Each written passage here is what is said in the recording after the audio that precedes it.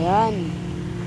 Habang naglalakad ako dito sa daan, papuntang mall, ay binibidyoan ko itong magagandang flowers. Pink na pink.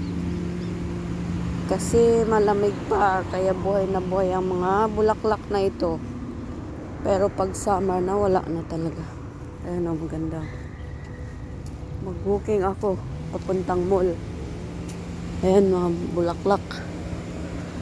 Tapos ito.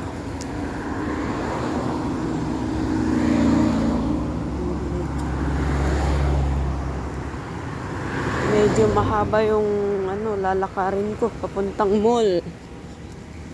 Kaysa mag-taxi ka naman. Pangkain mo na lang yung pang-taxi. Ay, ito na. Doon na yung mall. Yung puntahan ko doon. Medyo malayo pa. Dito ako maglakad. Dadaan. Ayan na. Duman ako dito sa ilalim ng kahoy dito. Pero may dito. May Spanish. Pero sarado dito. May ang tawag dito. May bakod. Kaya hindi ako makadaan dyan. Kaya umikot ako doon. Ngayon, dito na ako maglakad. Umpisa na. Doon na yung mall na pupuntahan ko. O, malayo, diba?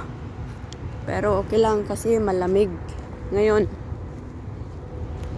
December. Malamig-lamig pa dito sa UAE. Pero, next year,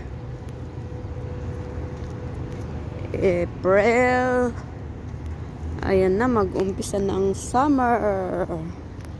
Mainit na naman. Oh, buhangin ang nilalakaran ko dito. Buhangin. Yan. Layo pa yung mall. Ayan. Ayan. Ang kapaligiran dito. Ito ang